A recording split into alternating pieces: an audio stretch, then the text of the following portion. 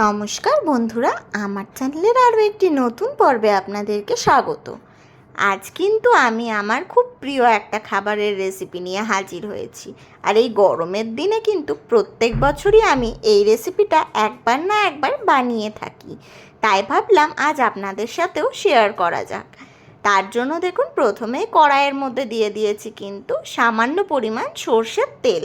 খুব বেশি পরিমাণ তেল দিয়ে কিন্তু এই রান্নাটা হয় না, খুবই অল্প পরিমাণ তেল দিয়েই কিন্তু এই রান্নাটা করে নিতে হয়। তেলটা এই পর্যায়ে ভালো করে গরম হয়ে গেছে। এখন দিয়ে দিচ্ছি কুচিয়ে রাখা পেঁয়াজ। পেঁয়াজটাকে দেখুন, ঠিক বেরেস্তা ভাজার জন্য যেরকম করে পেঁয়াজ কুচিয়ে রাখা হয় সেরমভাবেই কুচিয়ে নিয়েছিলাম, একটুখানি পাতলা পাতলা করে আর লম্বা লম্বা করে। পেঁয়াজটা দিয়ে এখন পেঁয়াজটাকে খুব হালকা একটুখানি আমি ভেজে নেব। খুব বেশি কড়া করে ভাজার কিন্তু প্রয়োজন নেই। মোটামুটি 1.5 থেকে 2 মিনিটের মতো পেঁয়াজটাকে হাই আঁচে দিয়ে একটু ভালো করে ভেজে নিলে পেঁয়াজটা মোটামুটি ভেজে নেওয়া কিন্তু হয়ে যাবে। এই রেসিপিটার জন্য পেঁয়াজটা কিন্তু খুব গাঢ় করে ভাজার প্রয়োজন পড়ে না। প্রত্যেক বছর গরমকালেই কিন্তু এই রেসিপিটা একদিন না একদিন আমি বানিয়েই থাকি, কারণ আমার বাড়ির সকলেই কিন্তু এটা খেতে ভীষণ পছন্দ করে। দেখুন, কথা বলতে বলতে পেঁয়াজটা কিন্তু এ পর্যায়ে ভালো করে ভেজে নেওয়া আমার হয়ে গেছে। এখন এর মধ্যে কিন্তু আমি দিয়ে দেবো কেটে রাখা ধুন্দুল বা পোড়ল। সেগুলোকেও কিন্তু একটুখানি লম্বা লম্বা করেই আমি কেটে নিয়েছিলাম, সেগুলো এখন আমি দিয়ে দিলাম পেঁয়াজটার পর। এরপর এটা দিয়ে কিন্তু ভালো করে আমাদেরকে ভাজতে হবে। হ্যাঁ, আজকে কিন্তু আমি পেঁয়াজ, ধুন্দুল আর ডিম দিয়ে পরে একটা ভাজার রেসিপি নিয়ে হাজির হয়েছি। আর এটা কিন্তু গরমের দিনে রুটির সাথে বা ভাতের সাথে খেতে ভীষণ ভালো লাগে। দেখুন, আমি এখানে কিন্তু সমস্ত ধুন্দুলটাই দিয়ে দিয়েছি। ধুন্দুলটা দেওয়ার পর কিন্তু এখানে আমি পর্যাপ্ত পরিমাণে একটুখানি লবণ, হলুদ দিয়ে দেব। আর কিন্তু কোনো রকম কোনো মশলা এখানে দিতে লাগবে না, শুধুমাত্র লবণ আর হলুদ দিয়ে কিন্তু এটা খুব সুন্দরভাবে ভেজে নেওয়া হয়ে যায়।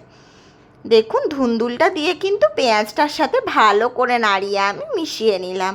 আর ধুন্দুলটার মধ্যে কিন্তু প্রথম 1 মিনিট একটু ভালো করে ভেজে নিতে হবে, কারণ ধুন্দুলের মধ্যে লবণ দিলেই কিন্তু ধুন্দুলটার থেকে ভালো রকম জল বেরিয়ে আসবে। দেখুন, এই পর্যায়ে দিয়ে দিলাম কিন্তু স্বাদ মতো লবণ। খুব সামান্য পরিমাণে আমি এখানে দিয়ে দিচ্ছি হলুদের গুঁড়ো, আর খুবই অল্প পরিমাণ দিয়েছি এখানে কিন্তু আমি লঙ্কার গুঁড়ো। এটা কিন্তু অপশনাল, চাইলে এটা স্কিপ করা যেতে পারে। আমি শুধুমাত্র কালারটা একটু সুন্দর আনার জন্য এখানে কিন্তু লঙ্কার গুঁড়োটা ব্যবহার করেছি। এরপর কিন্তু খুব ভালো করে আমাদেরকে এটা মিশিয়ে দিতে হবে, আর তারপর ঢাকনা দিয়ে চেপে বন্ধ করে দিতে হবে মোটামুটি 5 থেকে 7 মিনিটের মতো। 5-7 মিনিট পরে দেখবেন কিন্তু অনেকটাই মতো এখানে জলটা বেরিয়ে এসছে, আর ধুন্দুলটাও কিন্তু সুন্দর মতো করে সেদ্ধ হয়ে গেছে। এখন কিন্তু ঢাকনা চাপা দিয়ে দিয়ে এটাকে ভালো করে রান্না করে নিতে হবে। প্রথমে গ্যাসের ফ্লেমটা কিন্তু 1-1.5 মিনিটের মতো হাই আঁচে রাখবেন, তারপরে মিডিয়াম করে দেবেন, তবে একেবারে লো করে ফেলবেন না, তাহলে কিন্তু অনেক বেশিক্ষণ সময় লেগে যাবে। দেখুন, এই পর্যায়ে কিন্তু আমার জলটা অনেকটাই টেনে নিয়েছে, আর ধুন্দুলটা আর পেঁয়াজটা কিন্তু সুন্দর মতো করে ভেজে নেওয়া হয়ে গেছে। আর ধুন্দুলগুলো কিন্তু এখানে আমার সুন্দর করে গলেও গেছে।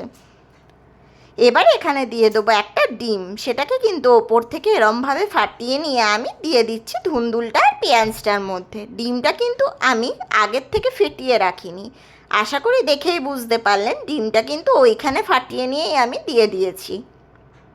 এরপর কিন্তু এটাকে খুব ভালো করে আমাদেরকে কষাতে হবে মোটামুটি 2 থেকে 3 মিনিটের মতো, তাহলেই কিন্তু দেখবেন এটা ভীষণ মাখো মাখো হয়ে যাবে, আর এটা খেতে কিন্তু ভীষণ টেস্টি হয় বন্ধুরা।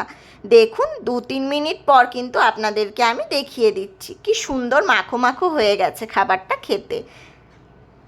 এখন আমি গ্যাসের ফ্লেমটা কিন্তু বন্ধ করে দেব। রেসিপিটা এই পর্যায়ে কিন্তু আমার তৈরি হয়ে গেছে, আর গ্যাসের ফ্লেমটা বন্ধ করে কিন্তু আমি রেসিপিটাকে সার্ভ করে নেব। আজ কিন্তু আমি রেসিপিটা ভাতের সাথে সার্ভ করে নিয়েছি, চাইলে এটা কিন্তু রুটির সাথেও খাওয়া যেতে পারে।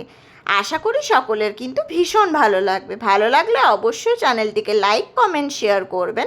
আর হ্যাঁ, সাবস্ক্রাইব করতে কিন্তু একেবারে ভুলে যাবেন না। আর বেল নোটিফিকেশানটাও অন করে দেবেন, যাতে আমার সমস্ত রান্নার নোটিফিকেশান সবার প্রথমে আপনাদের কাছে পৌঁছে যায়। আর যদি ফেসবুক থেকে রেসিপিটি দেখে থাকেন, অবশ্যই পেজটিকে ফলো করে দেবেন। দেখা হবে আবার কোনো একটা নতুন ভিডিওর সাথে। ততক্ষণের জন্য ভালো থাকবেন, সুস্থ থাকবেন। আমার ভিডিওটি দেখার জন্য সকলকে অসংখ্য ধন্যবাদ।